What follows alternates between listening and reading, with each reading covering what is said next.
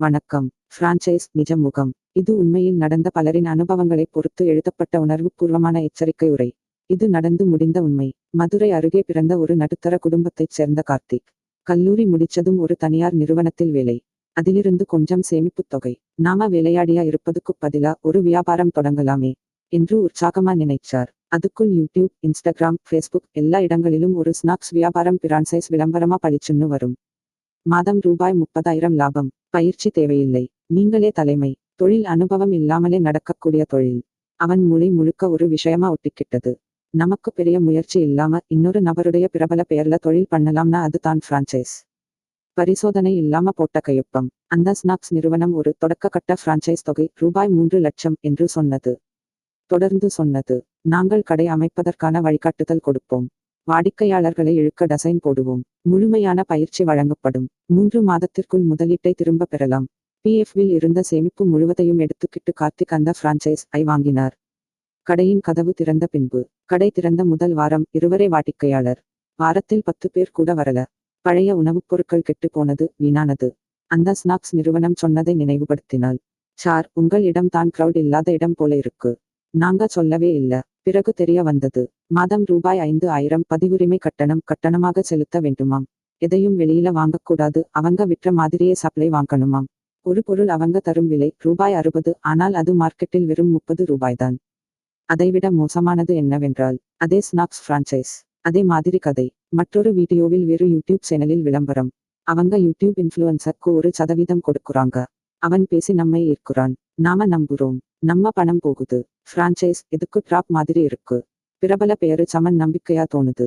ஆனால் அந்த பிரபல பெயரை நிறைய நேரம் மார்க்கெட்டிங் தான். கிரவுண்ட் ரியாலிட்டி தெரியாது. சிறு முதலீடு சொல்லி நுழைவதற்கே ஏமாற்றுறாங்க. ஆரம்ப கட்டம் ரூபாய் 2 லட்சம். ஆனால் கடை அமைப்பு, மார்க்கெட்டிங், சாகுபடி பொருட்கள், மின் ஊழிய கட்டணம் சேர்த்து ரூபாய் 5 முதல் 7 லட்சம் வரை செலவாகும். ஒரு நாள் செஷன், அதுவும் சூம். ஒரு டீ எப்படி வடிக்கணும் என்பது கூட தெரியாம வியாபாரம் ஆரம்பிக்க சொல்லுவாங்க. லாபம் கிடைக்கும்னு சொன்ன நம்பிக்கையோ கூட போலிதான். 3 மாதத்துக்குள்ள கார்த்திக் நஷ்டம் ரூபாய் 4 லட்சம். கடை மூடப்பட்டது. கனவுகள் உடைந்தன. யூடியூப் அல் பல இன்ஃப்ளூயன்சர்கள் பேசுறாங்க. 0 இன்வெஸ்ட்மெண்ட்ல பிரான்சைஸ் தொழில். ஒர்க் ஃப்ரம் ஹோம் ல சிறந்த வாய்ப்பு. இவர்கள் எல்லாம் ரெஃபரல் கமிஷன் வாங்குறதுக்காகத்தான் சொல்லுறாங்க. நீங்க ஒரு பிரான்சைஸ் வாங்கினீங்கன்னா அந்த இன்ஃப்ளூயன்சருக்கு ரூபாய் 10,000 முதல் 12,000 வரை கமிஷன் கிடைக்குது. அதனாலே அவங்க உண்மைய சொல்ல மாட்டாங்க. நீங்க பிரான்சைஸ் வாங்கும்போது கவனிக்க வேண்டிய விஷயங்கள். அந்த நிறுவனத்தின் முந்தைய வாடிக்கையாளர்கள் எத்தனை பேர்? அவர்கள் அனைவரும் வெற்றி பெற்றதா? நிஜமான லாப விவரங்கள், வருமானம், செலவுகள் பட்டியல் இருக்கிறதா? ஒப்பந்தம் சட்ட ரீதியாக பாதுகாப்பா? வெளியேறும் வழிமுறைகள், எக்ஸிட் பாலிசி இருக்கிறதா? ஒரு பிரான்சைஸ் வாங்கும்போது உண்மையான கணக்கு புத்தகம், வருமானம், செலவுகளை பார்த்து முடிவெடுக்கவும். அவசர முடிவுகள் எடுக்காம 4 அல்லது 5 பிரான்சைஸ் வாடிக்கையாளர்களை நேரில் சந்தித்து பேசவும். இன்ஃப்ளூயன்சர் வீடியோவை நம்பாம நேரடியாக நிறுவனத்தை பார்வையிடவும். வணிக வழக்கறிஞரின் ஆலோசனை பெற்ற பின் ஒப்பந்தத்தில் கையொப்பமிடவும்.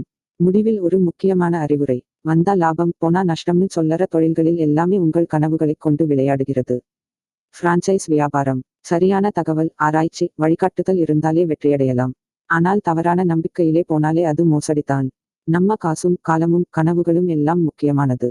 ஒரு உணவு பண்டம் போல பிரான்சைஸ் ஐ ஷெல்ஃபிலிருந்து தூக்கிக்கொண்டு வாங்க முடியாது. நம்ம வாழ்க்கையில நம்ம செய்வது தான் நம்முடைய முடிவும். அதில் சரியான தேடல், சிந்தனை, அனுபவம் மிக முக்கியம். நன்றி, வணக்கம்.